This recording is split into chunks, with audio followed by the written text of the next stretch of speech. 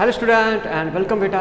तो बेटा हम आपका साइंस का चैप्टर नंबर 3 जो था वो था आपका मेटल्स एंड नॉन मेटल्स। हम इसको समझने की कोशिश कर रहे थे। और क्योंकि जो मेटल्स और नॉन मेटल्स हैं इनकी हमारी डेली लाइफ में इतने सारे यूजेज हैं, इतने सारे कि शायद हम अभी एक टाइम पे इमेजिन में ना कर पाए। जैसे आप आसपास इलेक्ट्रिकल अप्लायंस देखते हो, ये फ़ैन है आपका, ट्यूबलाइट है, ठीक है, इवन आपका ये फ़ोन जिसमें आप देख रहे हो, लैपटॉप वगैरह है, ये सारे किस चीज़ का रिजल्ट है? ये इन्हीं का रिजल्ट है कि हमने धीरे धीरे मेटल्स और नॉन मेटल्स और साथ में मेटेलोइड्स इन सब की स्टडी की। और इस स्टडी करते करते हमने ये जाना कि इनको कैसे हम अपनी जो डेली लाइफ है उसको ईजी करने के लिए यूज़ ले सकते हैं। और उसी का रिजल्ट है कि आपके सामने आज मोबाइल फ़ोन वगैरह ये सारे अप्लायंसेस वगैरह है, ठीक है। अच्छा, तो ये जो चैप्टर है इसका एक लास्ट का टॉपिक है वो है आपका corrosion CBSE point of view से ये आपके सिलेबस से हटा दिया गया है, लेकिन फिर भी हमको ये पढ़ना चाहिए मेरे अकॉर्डिंग तो, क्योंकि एक चीज़ होती है कि क्योंकि आप इसको पढ़ लोगे ना कोरोजन, तो एक इतना अच्छा टॉपिक है कि ये आपकी डेली लाइफ में बहुत सारी चीज़ें आपको क्लियर कर देगा। और क्योंकि हम साइंस के स्टूडेंट हैं और साइंस के स्टूडेंट खाली पेपर के लिए नहीं पढ़ते, ठीक है, कि बोर्ड एग्जाम है, सीबीएसई करा रहा है, ये वो पलान ठिकाना, इनके लिए नहीं पढ़ते साइंस स्टूडेंट। सबसे पहले वो कुछ समझने के लिए, कुछ सीखने के लिए पढ़ते हैं। उसके बाद अगर थोड़ी बहुत जान बच जाए तो फिर आपके बोर्ड एग्जाम और जो भी आप कॉम्पिटिशन के लिए पढ़ना चाहते हो, ठीक है। तो हम इस टॉपिक को पढ़ेंगे और छोटा टॉपिक ईजी है, बहुत ज़्यादा ईजी है, ठीक है। देखिए आज का टॉपिक लिख लेते हैं यहाँ पे।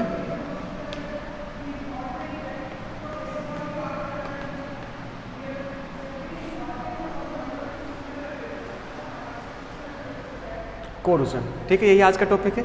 अच्छा देख लो, अब कोरोजन का नाम हमने चैप्टर नंबर 1 में भी सुना है और इससे पहले आपकी जो प्रीवियस क्लासेस थी, मतलब आपकी 9th 8th क्लास, उनमें भी आपने इसका नाम सुना है, बिल्कुल। लेकिन अब इसमें थोड़ा सा एक्स्ट्रा आ चुका है कि इसमें कुछ एडिशनल चीज़ आपके डाल दी गई है। जैसे कि कोरोजन का मतलब मैं इसमें बता दूं, जैसे कि मान लो आपका सिल्वर है या गोल्ड है, ठीक है, आपका सिल्वर है या फिर गोल्ड है, ये गोल्ड या सिल्वर, क्या होता है जब इसको आप ऐसे ही प्योर फॉर्म में लो और इनको आप ऐसे ही ओपन एयर में रख दो, ठीक है, ऐसे खुले में छोड़ दो 2-4 दिन के लिए, क्या देखोगे इनके जो कलर है ना, इनके कलर चेंज होने लग जाते हैं और ये कुछ ब्लैक कलर के होने लग जाते हैं, मतलब डार्क कलर में आने लग जाते हैं। ऐसा क्यों? क्योंकि ये दोनों ही एयर में जो आपका सल्फर गैस होती है उससे मिलकर इनके सल्फाइड बना लेते हैं, जैसे सिल्वर सल्फाइड और गोल्ड सल्फाइड, ठीक है, ये इनके सल्फाइड बना लेते हैं। इसलिए इसका कलर होता है करीबन करीब डार्क कलर के, ठीक है, डार्क, और ये भी ब्लैक, ठीक है, इनका कलर ऐसा होता है। तो अब आप बोलते हो कि जब ये ब्लैक कलर आ जाता है ना इसके ऊपर, तो मीन असल में जो प्योर मेटल्स था वो अब नहीं रहा है, उसके ऊपर मेटल्स एक लेयर आ गई है जो कि उसको प्रॉपर्टी को छुपा रही है कहीं ना कहीं, या फिर जो असल में वो चीज़ है उसको कहीं ना कहीं डैमेज कर रही है, ठीक है, ये फिर करेगी। तो कोरोजन क्या, जस्ट इसी को बोलते हैं कि आपके जो मेटल्स होते हैं, मेटल्स एनवायरनमेंट में मौजूद, एनवायरनमेंट में जो भी आपके एलिमेंट्स होते हैं, जो भी आपके डिफरेंट आपके कंपाउंड्स, गैसें जो भी आपकी मिलती हैं, उनसे रिएक्शन करके अपनी जो प्रॉपर्टी होती है उसको कम कर लेते हैं या फिर उनमें कुछ ना कुछ डैमेजेस आ जाते हैं, ठीक है। इस प्रोसेस को बोलते हैं आपका कोरोजन, जिससे कि इनकी जो क्वालिटी है उसमें डिक्रीमेंट आता है, ठीक है। ऐसे आपका जैसे कॉपर है, कॉपर को ले लीजिए, कॉपर क्या करता है, कॉपर दो तरह से वो कर सकता है। कॉपर क्या, अगर आप इसको ओपन एयर में छोड़ दो तो ये कॉपर ऑक्साइड भी बना सकता है, जो भी अगेन एक ब्लैक कलर का होता है, जैसे हमने देखा था ना चैप्टर नंबर 2 में हमने देखा था ये कि इसी चैप्टर में हमने देखा था कि जब आप कॉपर को ओपन एयर में बर्न करते हो तो क्या होता है, कॉपर के ऊपर जो उसका पाउडर होता है उसके ऊपर ब्लैक कलर की सरफेस आ जाती है। और वो क्यों होता है? क्योंकि कॉपर जो है असल में कॉपर ऑक्साइड उसमें कन्वर्ट हो रहा है, ठीक है। अच्छा, एक और चीज़ है नेक्स्ट, आयरन। जैसे आयरन की क्या कहानी है थोड़ी देखो। आयरन क्या होता है, आपके जो एटमॉस्फेयर में जो मोस्ट एयर होती है, मोस्ट एयर मतलब ड्राई एयर और मॉइस्चर, यानी कि आपका जो वाटर के ड्रॉपलेट्स, इनका एक मिक्सचर होता है, इस मिक्सचर के जो कॉन्टैक्ट में आता है तो ये बहुत तेज़ी से, बहुत स्पीडली मतलब इनका कोरोजन होने लग जाता है। और कोरोजन होते ही इसकी जो क्वालिटी है वो धीरे धीरे डिक्रीज होने लग जाती है, ठीक है। इसके ऊपर एक ब्राउन कलर की लेयर आ जाती है, प्योर फॉर्म में जो होता है, लेकिन जब इसका कोरोजन होने लगता है तो इसके ऊपर एक ब्राउन कलर की सरफेस, एक कोटिंग आ जाती है, ठीक है।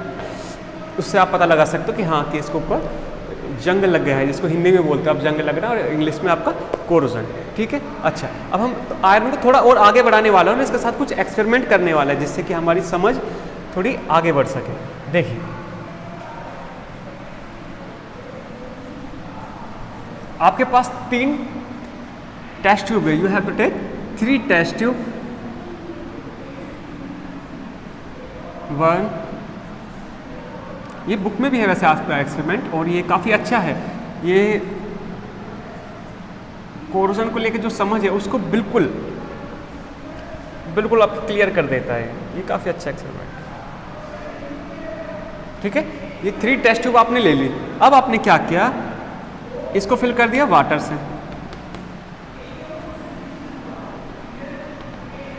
और यहां पर लगा दिया आपने कोर्क।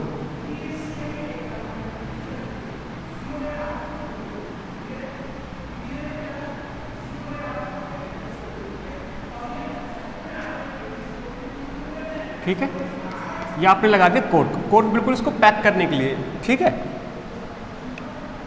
कोर्क क्या करेगा, इसको आउटर एटमॉस्फेयर से अलग करेगा, जो बाहर के एयर वगैरह ना उससे इसको आइसोलेट करने का काम करेगा, ठीक है। मतलब कि अब इसके अंदर कोई भी मॉइस्चर, कोई भी गैस अंदर एंटर नहीं हो सकती, ठीक है। अच्छा, सेकंड जो नील है, सेकंड जो टेस्ट ट्यूब है, इसको भी क्या किया आपने, वाटर जो था, वाटर इससे फिल कर लिया, ठीक है, कोई दिक्कत नहीं है।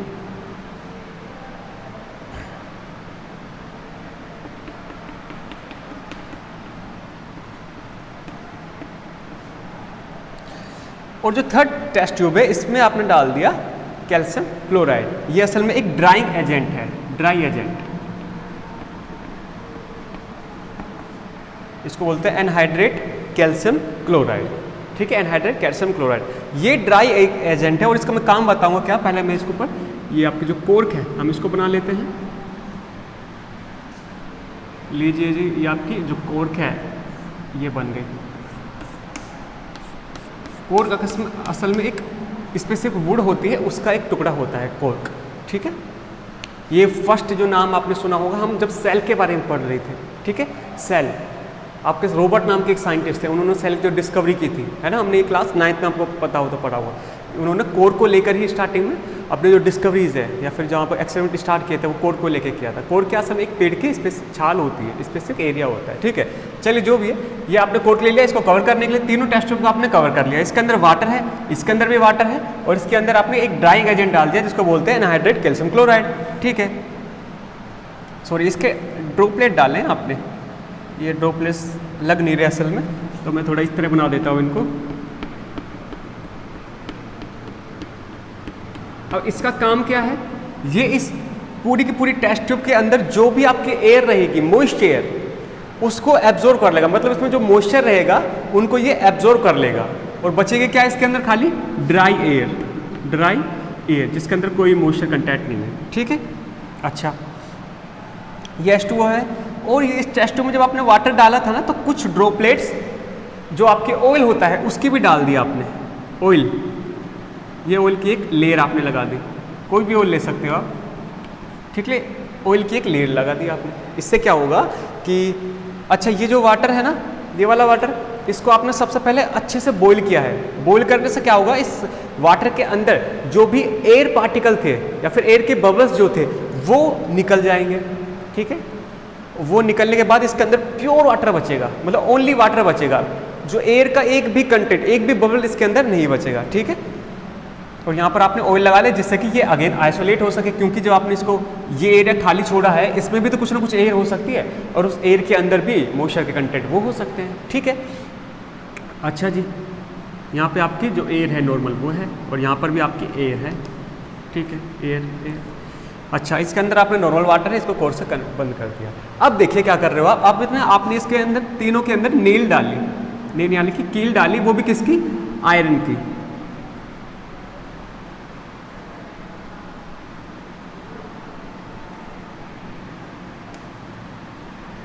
वन,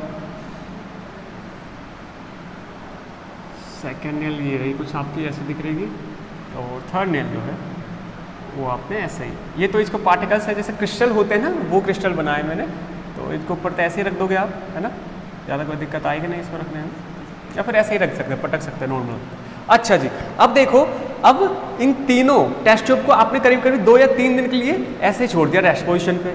अब 2-3 दिन के बाद आप देखते हो क्या इनमें कुछ ना कुछ चेंजेस आ गया है, ठीक है। अब वो चेंजेस आपको पता है क्या बताएगा, वो चेंजेस या फिर 2 या 3 दिन के बाद आपको पता चलेगा कि आयरन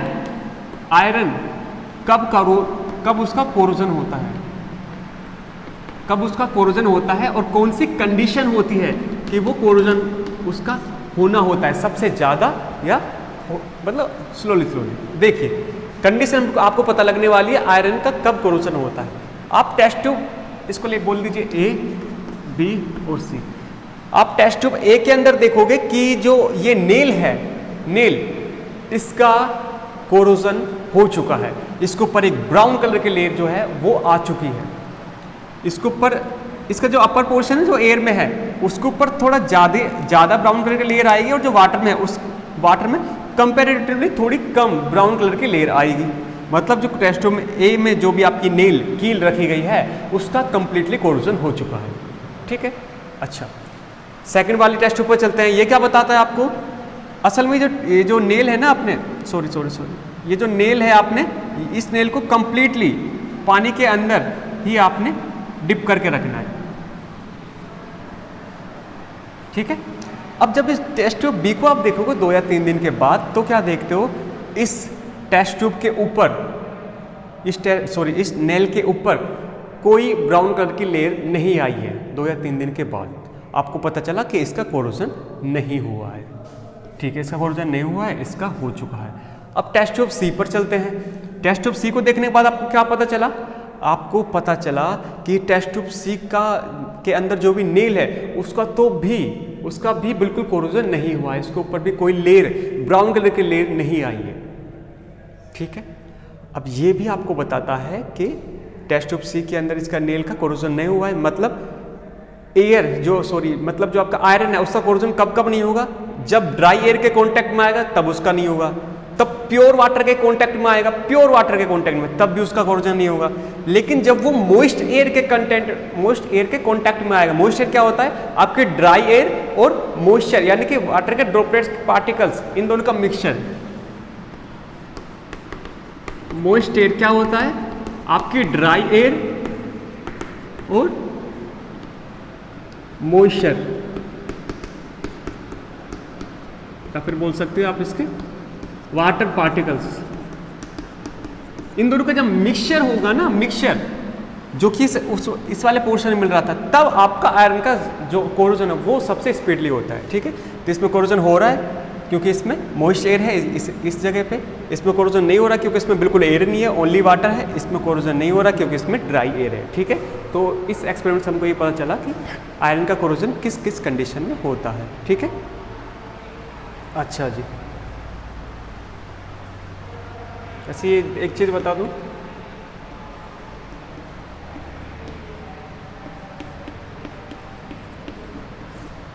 ये आयरन के ऊपर जो जंग लगता है उसका केमिकल फॉर्मूला है Fe2O3.XX2। XX2 यहाँ पर क्या है, X है, ये बताता है कि कितने वाटर के पार्टिकल्स इसके साथ जुड़े हुए हैं। मतलब सबसे पहले क्या होगा, आयरन जो है, आयरन के ऊपर ऑक्साइड की लेयर आएगी और जब लेयर बनने के बाद ही आपका इसके साथ जो वाटर के पार्टिकल है क्रिस्टल फॉर्म में ये जो क्रिस्टल फॉर्म में जब ये जुड़ेंगे ना तो आयरन की सरफेस को गीला नहीं करेंगे, ठीक है। हमने बताया था आपको प्रीवियस चैप्टर में, आपको पता होता, ठीक है। क्रिस्टल फॉर्म में जुड़ेंगे इससे, और XH2 मतलब कितने पार्टिकल्स जुड़ रहे हैं वो इसका नंबर है, ठीक है। अच्छा, अब हम इसको इरेज करते हैं, अब थोड़ा आगे बढ़ते हैं और कोरोजन के बारे में एक ऐसी चीज़ जानते हैं जिससे कि हमारी डेली लाइफ इजी हो सके। देखिए, कोरोजन के बारे में हमें पता लग गया। कम करने के लिए क्या क्या कर सकते हो आप, कम करने के लिए कर सकते हो आप इसका ऑयलिंग कर सकते हो उस मेटल की, ठीक है। ग्रीसिंग कर सकते हो आप, उसको पेंट कर सकते हो, उसका गैल्वेनाइजेशन कर सकते हो आप, उसका एनोडाइजेशन कर सकते हो आप, और क्या कर सकते हो, ऑयलिंग हो गया आपका, ग्रीसिंग हो गया, पेंटिंग हो गया, ठीक है। गैल्वेनाइजेशन कर सकते हैं, एनोडाइजेशन कर सकते हो, और आप एलॉय जो होते हैं आपके वो भी बना सकते हो आप। ये कुछ मेथड्स हैं, ये सारे सारे नहीं, मैंने कुछ मेथड्स यहाँ पे लिख दिए हैं। इन मेथड्स के थ्रू आप कोरोजन को प्रिवेंट कर सकते हो, कोरोजन को रोक सकते हो। अगर कंप्लीट रोक नहीं सकते तो उसकी स्पीड को कम कर सकते हो, ठीक है। जैसे मान लीजिए किसी मेटल्स के अंदर 5 साल का अंदर वो कोरोजन उसका होना है, तो आपके पास ऐसी टेक्निक है कि आप उसको 5 नहीं 10 साल तक खींच सको, मतलब अब उसका कोरोजन 10 साल के बाद होना स्टार्ट होगा, ठीक है। तो ये डिफरेंट टाइप ऑफ टेक्निक्स है, एक एक करके हम थोड़ा सा देख लेते हैं। मेन सारी चीज़ें आप जानते हो। ये 3 टर्म्स आपको नहीं सुन रही होगी। गैल्वेनाइजेशन, गैल्वेनाइजेशन क्या होता है? कुछ नहीं है, एक मेटल होता है, ठीक है, जनरली स्टील, आयरन वगैरह जो भी आपका मेटल्स है, उसके ऊपर जिंक की एक लेयर को डिपॉजिट करना। जिंक की एक थिन लेयर होती है, उसको डिपॉजिट करना, ये जो प्रोसेस है वो कहलाता है आपका, या फिर वो बोला जाता है आपका galvanization. To deposit a layer of zinc on a metals like iron, steel, ठीक है, उसको बोला जाता है आपका गैल्वेनाइजेशन, ठीक है। और आपका जो जिंक होता है ये मोल्टन स्टेट में इसके ऊपर डिपॉजिट किया जाता है, ठीक है। काफ़ी टेक्निक से, काफ़ी सारी टेक्निक है जिंक को इसके ऊपर डिपॉजिट करने के लिए, लेकिन उनमें से एक मेथड है जिसमें आप जिंक को पूरी तरह मोल्ट कर लेते हो, मतलब मेल्ट कर लेते हो, और फिर उसके ऊपर उसकी जो लेयर है किसी भी मेटल्स के ऊपर, सर्टेन मेटल्स के ऊपर उसके ऊपर डिपॉजिट कर देते हो, ठीक है। अच्छा, ये है आपका गैल्वेनाइजेशन। अच्छा, ये टेक्निक यूज़ क्यों ली जाती है और इसके किस तरह काम करती है? देखिए, मान लीजिए आपका आयरन ही ले लीजिए, आयरन है, ये मान लीजिए आयरन का कोई बॉक्स है, आयरन के ऊपर आपने किसकी जिंक की एक लेयर को डिपॉजिट कर दिया, ये है जिंक की लेयर, ठीक है, कोई दिक्कत नहीं है, जिंक एक लेयर आ गया। अब क्या होगा, मान लीजिए जब इसका कोरोजन होना होगा तो सबसे पहले जो जिंक है ये मान लीजिए ऑक्सीजन से रिएक्शन करके जिंक ऑक्साइड बना लेगा, जिंक ऑक्साइड। अब क्या होगा, जिंक और आयरन, इनमें से सबसे ज़्यादा रिएक्टिव कौन है? आपको पता हो, एक्टिविटी सीरीज आपने पढ़ी है, reactivity series, that is zinc जो है इनमें से वो सबसे ज़्यादा रिएक्टिव है, आयरन इसके कंपेरेटिवली लेस रिएक्टिव है, ठीक है। तो ये रीज़न है कि ऑक्सीजन का पार्टिकल मान लीजिए कैसे भी करके इसके अंदर पहुंच भी जाता है तो वो आयरन से रिएक्शन नहीं करेगा, वो जिंक से करेगा, क्योंकि zinc is highly reactive than iron, ठीक है। और मान लीजिए इसमें क्रैक्स आ जाता है, इस तरह कुछ क्रैक आ जाता है, तो भी बहुत ज़्यादा चांस है कि आयरन, अंदर जो आयरन है उसको, उसका कोरोजन नहीं हो। क्यों? क्योंकि तब भी आसपास का जो जिंक है, ठीक है, जिंक उससे रिएक्शन कर लेगा ऑक्सीजन से, ठीक है। और आपका पहले आयरन से जो रिएक्शन होनी थी वो आयरन के बजाय जिंक जो है, जिंक से रिएक्शन हो गया, ठीक है। तो कई बार ये जो क्रैक्स भी आ जाते हैं, अगर उसमें वो जो आपने कोटिंग की है उसमें क्रैक्स भी आ जाते हैं, तब भी आपका जो अंदर का मेटल्स है वो सेफली बचा रह जाता है, ठीक है। तो ये आपका गैल्वेनाइजेशन। एनोडाइजेशन आपको पता है, एल्यूमिनियम ऑक्साइड की लेयर को डिपॉजिट करना किसी भी अनोदर मेटल्स के ऊपर, जैसे आपने जिंक की लेयर को डिपॉजिट किया था, ऐसे ही एल्यूमिनियम ऑक्साइड की लेयर को डिपॉजिट करना, ये बोला जाता है, इसको बोलते हो आप एनोडाइजेशन, ठीक है। इसके बारे में हमने भी इसी चैप्टर में पढ़ा था, और इसका प्रोसेस मैंने भी उस टाइम आपको समझाया भी था क्या था, फिर मैं हल्का सा ब्रीफ में आइडिया दे दूँ। ये असल में एक इलेक्ट्रोलाइसिस प्रोसेस होता है, उसके थ्रू ये किया जाता है। क्या करते हो आप, एनोड लेते हो, कैथोड लेते हो, ठीक है, और एल्यूमिनियम, एक रोड एल्यूमिनियम के डालते हो और दूसरी रोड जो होती है वो किसी अदर मेटल्स की, ठीक है। आप एक सॉल्यूशन लेते हो, सॉल्यूशन वाटर ले सकते हो आप, H2SO4 कुछ भी ले सकते हो। उससे क्या होता है कि जो एल्यूमिनियम होता है, एल्यूमिनियम जनरली वाटर ले सकते हो आप, एल्यूमिनियम के ऊपर एक ऑक्सीजन की लेयर डिपॉजिट हो जाती है जब आप उसमें इलेक्ट्रिक फील्ड अप्लाई करते हो, ठीक है, या फिर बैटरी से कनेक्ट करते हो, यहाँ पर यही बोलना चाहिए। तो ये एनोडाइजेशन प्रोसेस मैंने बताया था उस वीडियो में, तो ये थोड़ा ऐसा ही है। अगर आप ब्रीफ में करना चाहें तो क्या, एल्यूमिनियम ऑक्साइड की लेयर को डिपॉजिट करना, ठीक है, to any certain metal is called anodization, ठीक है। और इसके लिए प्रोसेस कौन सा यूज लेते हैं, इलेक्ट्रोलाइसिस, ठीक है। ये हो गया आपका एनोडाइजेशन। नेक्स्ट है एलॉय। एलॉय क्या होते हैं? एलॉय सिंपल सा है कि जब आप किसी भी दो मेटल्स का मिक्सचर बना देते हो, और कौन सा मिक्सचर, होमोजीनियस मिक्सचर, मतलब इक्वली, ठीक है। जब आप किसी भी दो मेटल्स का इक्वली होमोजीनियस मिक्सचर बना देते हो उसको बोला जाता है एलॉय। यहाँ पर दो मेटल्स का मिक्सचर बना सकते हो या फिर आप मेटल्स और नॉन मेटल्स का मिक्सचर। अब मैं एक चीज़ आपको ध्यान दिलाना चाहता हूँ, मैं बोल रहा हूँ यहाँ पे मिक्सचर, ना कि वो मिक्सचर बोलने से मेरा सेंस क्या है कि आपके जो मेटल्स हैं ना वो दोनों एक दूसरे से रिएक्शन नहीं करेंगे, तभी आप उसको मिक्सचर बोला गया है, नहीं तो उसको कंपाउंड बोला जाता, ठीक है।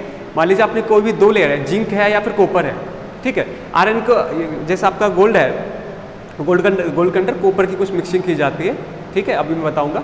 तो गोल्ड और कॉपर उसको जो मिक्स किया तो ये एलॉय बना है, यानी कि एक मिक्सचर बना। इन दोनों ने रिएक्शन नहीं की है बीच में, ठीक है, जस्ट ये एक दूसरे से मिक्स हुए हैं, डेट इज मिक्सचर, जो कि हमने क्लास 9th में पढ़ा था, ठीक है। तो मिक्सचर्स के बीच में या फिर एलॉयज के बीच में जो भी मेटल्स या मेटल और नॉन मेटल्स होते हैं उनके अंदर रिएक्शन नहीं होती है। एलॉय किस किस के बन सकते हैं, या तो आप मेटल और मेटल ले लीजिए, ठीक है, या फिर आप मेटल्स या नॉन मेटल्स को ले लीजिए, कुछ भी ले लीजिए, इनके बीच में रिएक्शन तो होने वाली नहीं है। अच्छा, अब 2-4 एग्जांपल देख लीजिए जो मैं आपको बताना चाह रहा हूँ। जैसे कि आपका गोल्ड ले लीजिए, गोल्ड पता क्या कि आपने सुना होगा 24 कैरेट गोल्ड, है ना, 24 carat gold, it's a pure form of gold, जो कि काफ़ी सॉफ्ट होता है, काफ़ी सॉफ्ट, और इतना सॉफ्ट होता है कि इससे आप जो आपके ज्वेलरीज वगैरह होते हैं वो आप नहीं बना पाते। तो क्या करते हो, इसमें कुछ परसेंट आप कॉपर का ऐड कर देते हो, गोल्ड के अंदर कुछ परसेंट कॉपर का ऐड किया जाता है।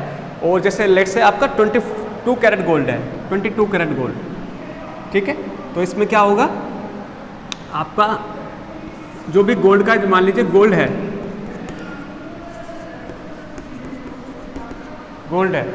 उसमें 22 पार्ट्स तो रहेंगे गोल्ड के और 2 पार्ट रहेंगे आपके कॉपर के, इतना परसेंटेज इनका रहेगा, ठीक है। मान लिया आपका 22 कैरेट गोल्ड, ये एक नाम दिया गया, अगर ये बनाना है तो उसमें 22 पार्ट रहेगा गोल्ड का और 2 पार्ट रहेगा उसमें कॉपर का, ठीक है। इस मिक्सचर को बोला जाता है 22 कैरेट गोल्ड, जिसका यूज़ इंडिया में, ओनली इंडिया में ज्वेलरीज को बनाने के लिए किया जाता है, ठीक है। और ये इसके प्योर गोल्ड के कंपैरिजन में काफ़ी ज़्यादा हार्ड होता है। एक और चीज़ मैं बता दूँ, आपने देखा होगा कि जनरली आपके जैसे ओलंपिक वगैरह फिर गेम्स वगैरह होते हैं ना, तो इसमें जो जिनको मेडल वगैरह दिया जाता है, कि बोला जाता है इसको गोल्ड मेडल मिला है, ठीक है, वो मेडल्स को क्या करते हैं जनरली ना, ऐसे गले में पहन के या फिर मतलब मुंह में लेते हैं, उसको दांत से ऐसे चबाते हैं, ठीक है, ऐसे दांत से चबाते हुए फोटो खिंचवाते हैं, जो भी। अब वो असल में स्वैग वैग नहीं है कोई, मतलब पुराने टाइम में क्या होता था, जो उनको गोल्ड मिलता था, जो भी प्लेयर्स है उनको गोल्ड मिलता था, वो 24 कैरेट का गोल्ड मिलता था, और वो इतना ऐसा गोल्ड होता था कि आप उसको दांत में लेके, जैसे नॉर्मली सॉफ्ट होता था तो दांत से लेके उसको चबा भी सकते थे, उसको बाइट कर पाते थे, और वो एक ये भी शो करता था कि हाँ जो गोल्ड मिला है ये वास्तव में प्योर गोल्ड मिला है मुझे। तो वो चेक करने का एक तरीका था और दिखाने का भी कि हाँ मैंने ये जीता है या फिर जो भी। तो वो मेथड था, वो करते करते करते आज एक स्वैग टाइप से बन गया है, ठीक है। अच्छा जी, तो आपको पता होना चाहिए कि गोल्ड असल में क्या है। एक होता है ब्रोंज, एक होता है ब्रास। ब्रास क्या होता है, ये होता है कॉपर और जिंक, इनका मिक्सचर, इसको बोला जाता है ब्रास। और ब्रोंज जो होता है ये होता है, एक सेकंड रुकिए, यस बेटा। तो देखो ब्रास का हो गया था, इसको बोलते हो आप कॉपर और जिंक का मिक्सचर। और ब्रोंज की बात करें तो ब्रोंज का होता है आपका, ये होता है आपका कॉपर एंड टिन, इसका मिक्सचर, ठीक है। अब मैं जो बोल रहा हूँ ना, इनका मिक्सचर मतलब इनका एलॉय, ये ऐसा नहीं है कि कितने ही अमाउंट में आपने कॉपर ले लिया और कितने अमाउंट में जिंक डाले, नहीं, इनका एक सर्टेन अमाउंट होता है, उसी अमाउंट में ये लिए जाते हैं, ठीक है। ये ब्रोंज, ब्रास। और एक और चीज़ मैं बता दूँ, जो भी आपके जैसे एलॉय जो भी आप बनाते हो एलॉय, जैसे कि मान लीजिए आपने कॉपर के अंदर जिंक को मिक्स किया, ठीक है, तो इसको बोलोगे आप ये है कॉपर का एलॉय। तो आप इसका नाम किस तरह दे पा रहे हैं, कॉपर का एलॉय है या फिर कॉपर का इस तरह एलॉय है, या फिर इनका नाम स्पेसिफिक दे रखा, ब्रांच है, ब्रास है। जैसे कि आपने बोला कॉपर का एलॉय है, तो कॉपर का उसमें जो अमाउंट होगा वो ज़्यादा रहेगा, और दूसरा जो एलिमेंट आप मिला, दूसरा जो मेटल है उसका अमाउंट कम रहेगा, ठीक है। एक और चीज़ बता दूँ, एलॉय की जो प्रॉपर्टीज़ होती है, एलॉय वो प्योर मेटल के कंपेरिजन, जैसे मान लीजिए कॉपर का एलॉय है, तो कॉपर का एलॉय से मान लीजिए ब्रास या ब्रोंज जो बना है, इनका इलेक्ट्रिकल कंडक्टिविटी मतलब इनमें करंट का फ्लो होने की जो रेट है वो प्योर मेटल के कंपैरिजन में काफ़ी कम हो जाती है, ठीक है। ये कुछ खास अच्छे मतलब इलेक्ट्रिकल कंडक्टर ये नहीं होते हैं, ठीक है। इनमें इलेक्ट्रिक करंट उनके कंपैरिजन में थोड़ा कम फ्लो कर पाता है। अच्छा, तो ब्रांच हो गया, ब्रोस हो गया। और एक और चीज़ देख लीजिए, जैसे कि मान लीजिए आपने सुना होगा स्टेनलेस स्टील,